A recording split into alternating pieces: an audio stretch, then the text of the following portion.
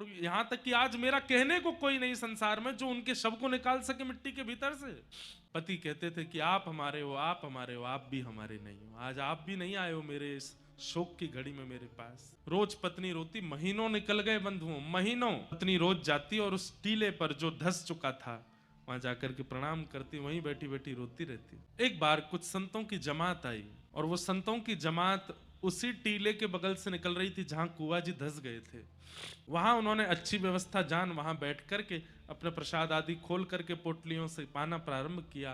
तभी उनको हरिशरणम हरिशरणम हरिशरणम हरिशरणम हरिशरणम नाम की ध्वनि आने लगी। ढूंढने लगे ये कौन बोल रहा है, इतना मधुर, इतना शांत, इतनी धीमी स्वर में, लेकिन हमें इतना स्पष्ट सुनाई दे रहा है। और इस स्वर में ऐसा लगता है कि मानो मानो साक्षात हरि सामने खड़े हैं, उनको देखते हुए कोई बोल रहा है। इधर उधर दिशाओं में ढूंढने लगे कहां से ये ध्वनि आ रही है, कहां से ये स्वर आ रहा है, लेकिन कहीं कोई प्राप्त नहीं हुआ। तभी उन संतों ने कहा कि कौन बोल रहा है भाई, ये आकाशवाणी हो रही है क्या हरिशरणम की। तभी एक महात्मा ने कान लगा करके उस टीले में जब कान लगा करके देखा तो कहा अरे इसके भीतर से आवाज आ रही है। खूब सारी संख्या में वो महात्मा थे, कोई उल्हाड़ी लेकर के, कोई खपरेल लेकर के, कोई जो साधन मिला सब लेकर के उसको खोदने लगे। गांव के लोग इकट्ठे हो गए, अरे भैया क्या कर रहे हो, काहे को खोद रहे हो। बोले अंदर से आवाज आ रही है, अंदर कीर्तन कीर्तन की ध्वनि सुनाई दे रही है। पूरा गांव इकट्ठा हो गया।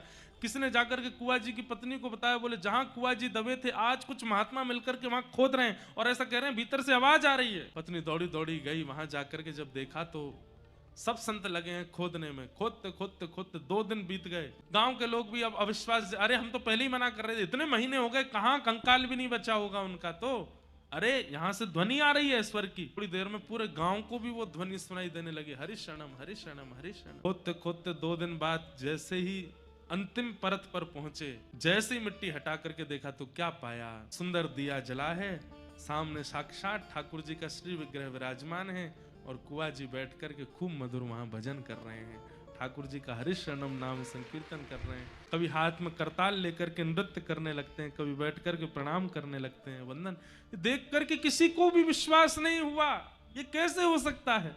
महीनों पहले दब चुका व्यक्ति, महीनों पहले जिसकी मृत्यु हो गई नीचे दब करके, वो जीवित कैसे। क्योंकि हरि के स्मरण में कुआ जी हैं, कुआ जी के स्मरण में हरि हैं, ये पहली बात है।